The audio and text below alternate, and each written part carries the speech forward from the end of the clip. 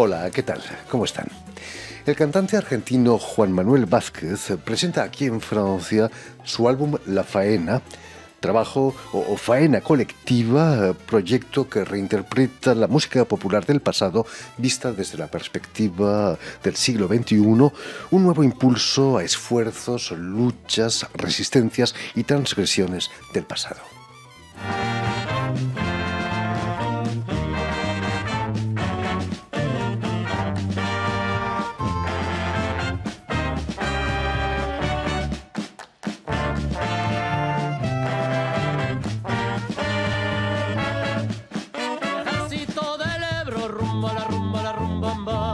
El ejército del Ebro, rumba, rumba, la rumba.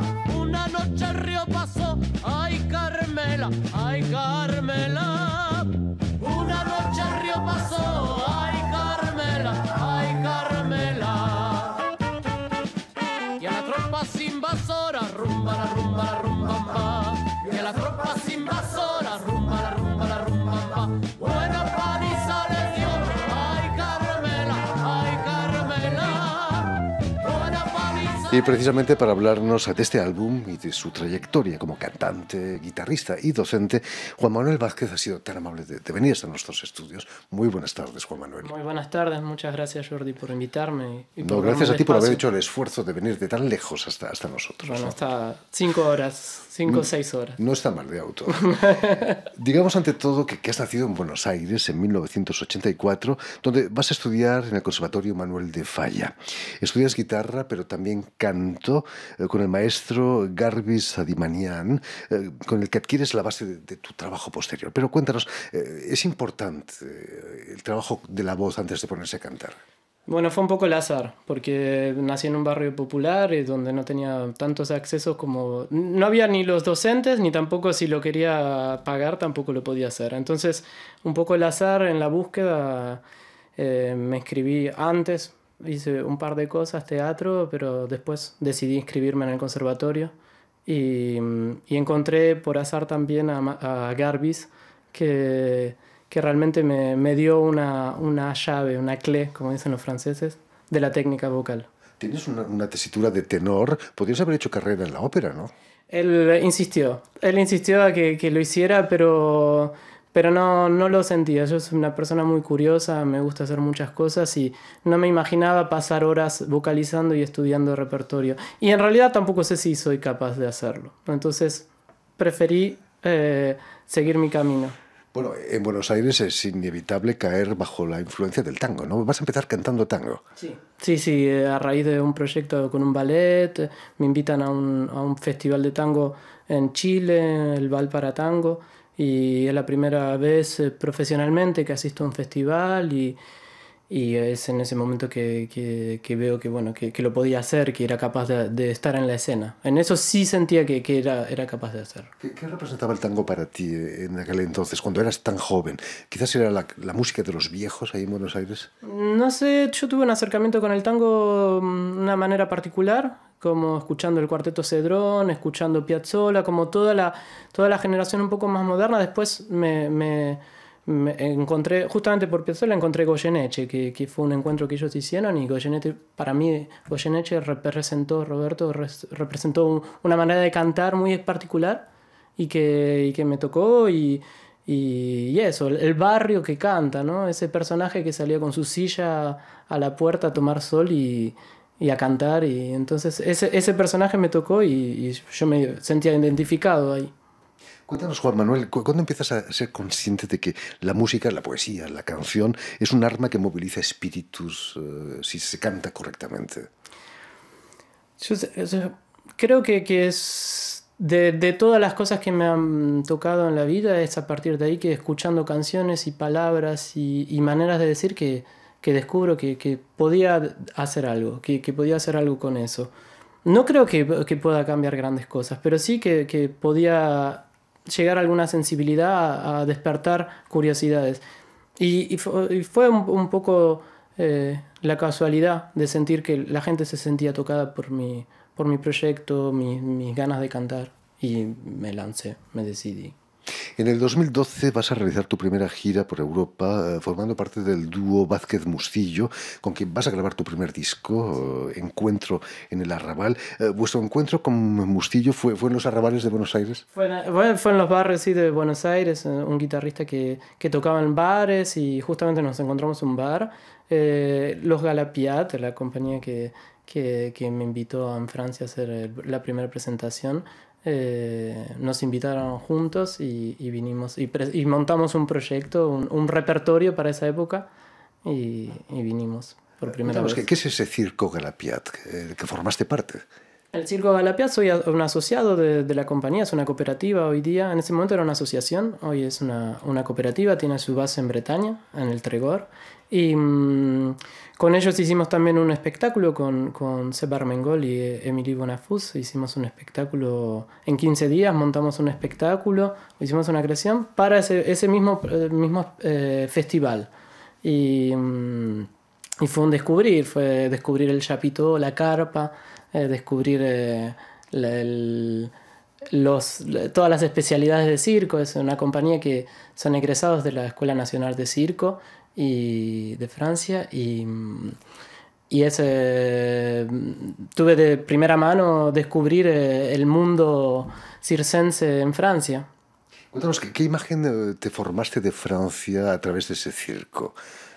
La primera imagen fue fuerte porque el festival se hizo en Bretaña, todo no pasaba en París, no pasaba en esa imagen que todos proyectan en Argentina de Francia. Todos tienen un cliché de qué es la Francia y yo estaba en Bretaña, en el mar y en el clima, la lluvia y ese paisaje y esa gente muy abierta, de espíritu muy abierto, me hizo sentir muy bien y fue descubrir como ese intercambio más fraterno, si se quiere, entre las artes y el público. Y hace un par de años decides instalarte aquí en Francia, en Bretaña, en el norte, al lado del mar. ¿No hay país mejor para un cantante argentino que Francia? Eso no lo sé, no lo sé. Me imagino que hay muchos cantantes que luchan mucho por hacerse un espacio. Yo tuve un poco de suerte, creo, con los amigos de Galapiat, con los amigos de Bretaña y en general también amigos que hay en Francia rodando. No solo nombro a Garbis Ademenian como alguien que me dio una llave para la técnica Google, sino también a Lucille Moulias, que fue una amiga que confió siempre en mí para darme una mano. Y después muchos amigos, muchos, no los puedo nombrar, a veces nombrar, pero bueno, vale nombrarla en esta ocasión. Volviendo a La Faena, el álbum que acabas de presentar, es una manera de luchar contra el olvido. ¿Cómo nace el proyecto de La Faena? Justamente después de hacer esos primeros conciertos en Francia de tango, no solo cantaba tango clásico, sino que también tomaba lo que se llama el tango social y descubrí algunas otras canciones mezcladas en ese repertorio de tango y me di cuenta que el público le gustaba igual. Entonces digo, bueno, pero entonces no necesito cantar solo tango, no hace falta hacer eso específico. Y entonces empecé a cantar un repertorio más variado, música de raíz folclórica, de raíz campesina, música latinoamericana, a incorporar distintas canciones que me representaban cosas. Y poco a poco fui juntando ese repertorio en La Faena, en esa faena, larga faena que la atravesó también la pandemia y lo que pensé que iba a ser un año se hizo mucho más largo. La pandemia, eso sí fue una faena para todos. Sí, para todos. ¡Qué sí. faena! ¡Qué faena! Has incluido incluso canciones españolas de la Guerra Civil. Contabas que tu abuelo vivió la Guerra Civil. Mi abuelo fue un desertor de la Guerra Española. Yo en mi infancia no le había dado tanta importancia porque cuando me acerqué a la militancia social no me parecía ese militante rudo, de militante de cuadro político y tal, porque me parecía alguien que había desertado una guerra y además contaba las cosas de una manera graciosa, nos reíamos y no era tan gracioso porque se había bajado de un tren, los soldados habían tirado para otro lado, habían disparado, habían engañado a las fuerzas para poder escapar de ese tren y después se fue a Argentina. Y entonces cuando encuentro a Lucio Urtubia, un anarquista vasco que vivió en París hasta sus últimos años, hasta hace 2 años, que falleció, que había estafado al Citibank, yo le conté la historia y me dice, qué valentía tu abuelo. Y ahí, a esa imagen que yo proyectaba de él, me hizo acordar a mi abuelo Pepe y su compañera Josefa, y dije, es verdad, qué vida y qué decisión y qué coraje y qué ética frente a un momento de decir, no voy a matar a nadie, no voy a subir a ese tren para matar hermanos, y se escapó y se refugió en la montaña. Increíble historia, ¿no? Como tantas, me imagino. Juan Manuel, aquí en Francia también has debido conocer a exiliados de la guerra española, ¿no? Civil. Sí. En Sète me decías que conociste. En Sète también, me había olvidado, también encontré una señora que su compañera había estado en un campo de fuerza para construir un fuerte en Brest, y en Sète había encontré a Michel. Él participa de un festival que se llama Salsa de Cinema, y yo canté en ese festival. Y Michel había venido en un tren también, que toda su familia fue a un campo de trabajo forzado, y él lo inscribieron en una escuela y ahí encontró su compañera y hizo su vida en Francia en todos esos años, pero sus padres, no sé exactamente qué sucedió con sus padres, pero pasaron por el campo forzado de trabajo. Como tanta gente, ¿no?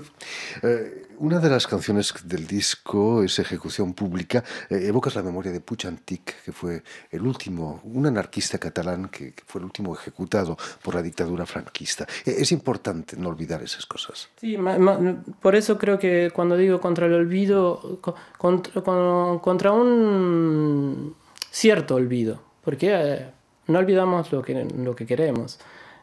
Y Salvador Puig Antich, cuando descubrí esa historia, me sorprendió el año también. Lo detienen en el 73, en 1973, y lo ejecutan en 1974, cuando en Europa estaban todos de vacaciones, disfrutando del sol, y él, que seguía convencido de que había que luchar, que había que organizarse, robaba bancos, era su decisión, usaba la violencia para robarla. En un forcejeo él... se disparan las armas y un policía muere y es acusado de ese asesinato. Finalmente las balas no eran de su arma y entonces queda todo en la confusión. Hace muy poco una jueza argentina quiso indagar en el caso para reabrirlo, porque la gente que había decidido esa ejecución todavía seguía en las calles, paseándose en las calles, y no prosperó. Esas cosas de la política. Olvidamos a menudo que en Francia la pena de muerte estuvo vigente hasta el 81, 82, y que en muchos países en el mundo la pena de muerte es vigente, en demasiados países del mundo. En Francia fue todo a nivel social, se movilizó mucho por ese caso, por Salvador Puig Antich, pero bueno, no alcanzó para que no se hiciera la ejecución. Franco moría un año después, terrible, en su cama. Sí. No me gustaría dejarte marchar, Juan Manuel, sin que nos presentaras alguna canción de tu álbum La Faena. ¿Qué podrías cantarnos? Me gustaría mucho cantar justamente contra el olvido, Milonga de los Morenos. Milonga de los Morenos es un poema de Borges. Esta versión tiene música de Víctor Ramil, músico brasilero. Y no digo más si lo canto, porque en esa letra dice todo. Juan Manuel Vázquez, Milonga de los Morenos.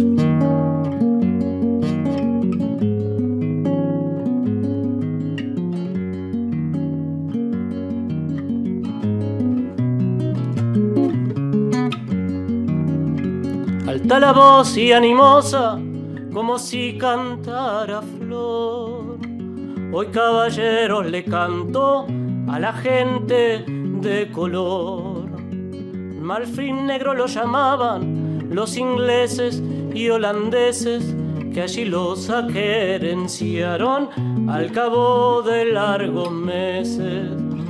En el barrio del Retiro hubo mercado de esclavos de buena disposición, y muchos salieron bravos de su tierra de leones. Se olvidaron como niños y aquí los aquerenciaron las costumbres y los cariños. Cuando la patria nació, una mañana de mayo, el gaucho solo sabía hacer la guerra a caballo.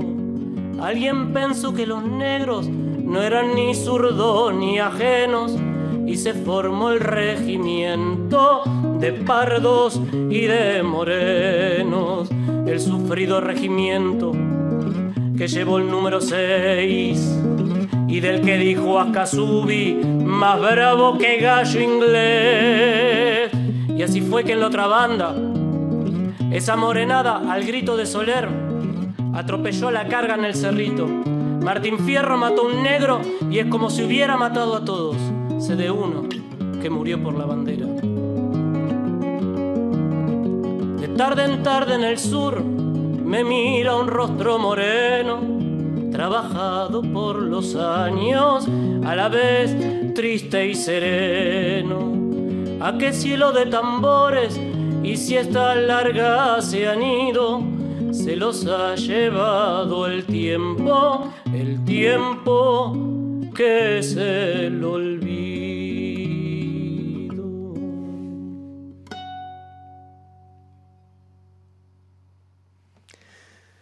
Muchísimas gracias, Juan Manuel Vázquez, por esta maravillosa canción con letra de Borges.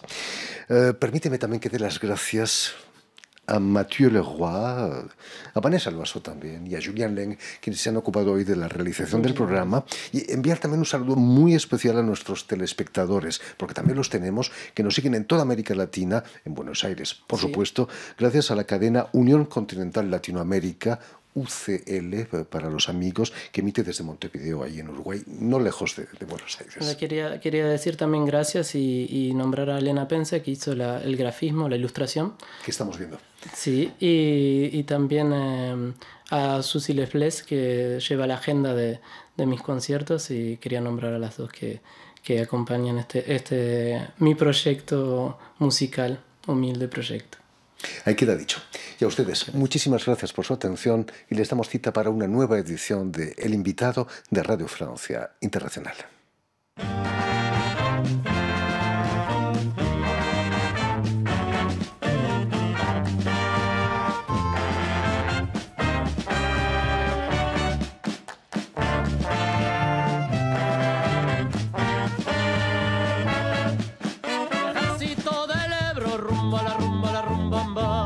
El ejército